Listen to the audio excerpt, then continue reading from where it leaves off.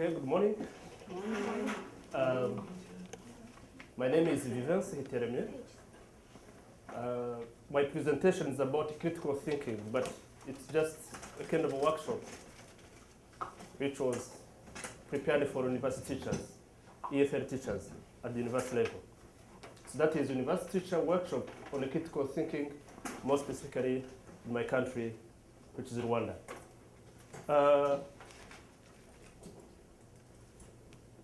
Of course, the host will be our university, that is the National University of Rwanda, through the Department of Modern Languages. That is where I teach. And the participants will be 20 university fellow teachers from our university, more specifically in the Department of Modern Languages, as I said before. So it will be the program of 5 days, which is planned to start from 9 in the morning until 5 p.m. And it is scheduled for November, 1 week in November, starting from 6th to 10, 2010. Now, probably you can ask ourselves why critical thinking in EFL teaching. So far, and in these days, what is clear is that sometimes we are teaching English, but we are not putting much emphasis on critical thinking that critical thinking goes with other subjects, which are totally different from English language.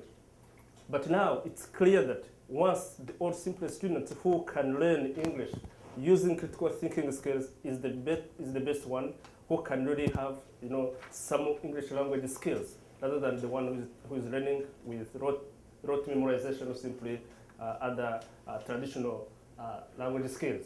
So the purpose of this workshop is just to help our teachers, just to introduce the critical thinking skills in their everyday teaching activities. If you are teaching English, you need actually to incorporate some critical thinking skills so that you can help your students just learn English more critically, just to be critical thinker or simply to be reflective thinkers. So the purpose of this is just to help, if you want to teach critical thinking or simply other skills, you need again to go through your lesson plans. So once it's really incorporated in the lesson plans, that is the material you use almost every day, automatically you will follow the lesson plan, and then you will be teaching critical thinking skills. So it's to help our teachers just to incorporate these critical thinking skills in their lesson plans. So that is the purpose actually. So that is the goal of the workshop. And as far as I have got the different objectives, today I would like to demonstrate how I'm going to deal with only one objective, which is concerned with how we can use these modern teaching methods and how we can prepare some activities which can help students really learn critical thinking skills as long as they are learning English language. So that is why, in this case, we're going to see the role of debates in developing critical thinking. So now, debates.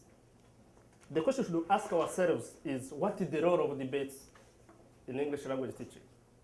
On the other hand, what is the role of debates in developing critical thinking skills?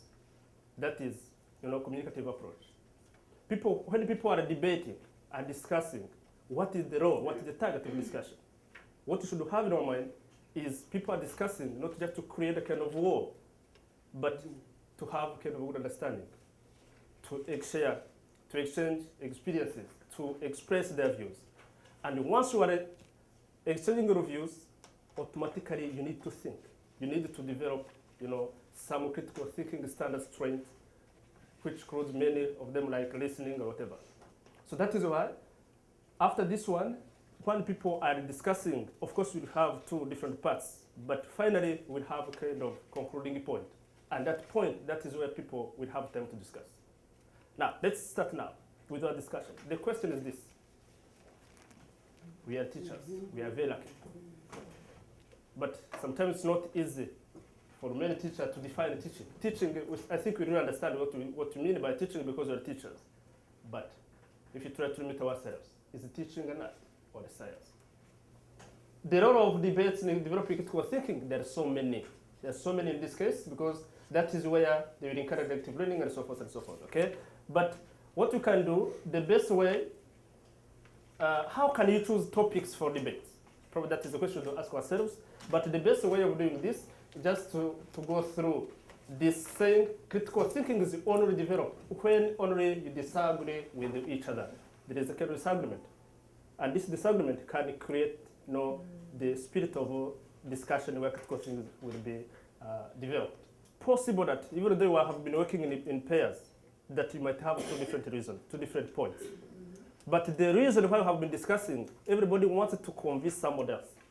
To convince him or her, it requires some techniques you can use so that you can make him or convinced. So in this case, the way you can convince somebody, you need to make your point clear. You need to make your point convincing. So once you're making it convincing or simply clear, automatically you are using your mind. You are thinking critically.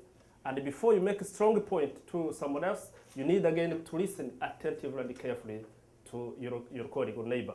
So in that case, you are developing some critical thinking, trait standard, where you need to listen carefully, where you need to just to have that kind of listening to someone else. Now, according to you, teaching, who says teaching is a science? Just to express. Yes. How do you find it? Why is it science? Because teaching is based on theories. Theories.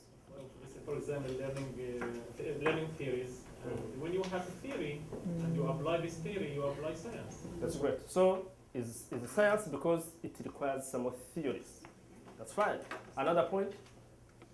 And the theories are learned. You need to learn those theories. That's fine. Who says it is an art? Yes, Ibrahim? All right. I think teaching is an art because, I just give it proof about it. Like, there are lots of professors at universities, right? They know lots of things.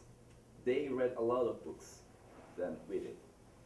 But still, when you ask their students about their teaching styles, they go like, yes, I'm sure he knows lots of things, but I don't get it. He cannot teach. So Ahmed is a point there, actually. He said that, all right, you can improve your teaching by methodologies or other learning styles, right? And teaching styles. But in order to know those methodologies, you need to be aware of your own problem about teaching. But I think that's the point where many professors fail. However, Ibrahim. However. I think many teachers are not professional enough because they don't know the theories, not because they are not artists. Yeah, that's true. That's what I'm telling. That's the point where they fail. Why?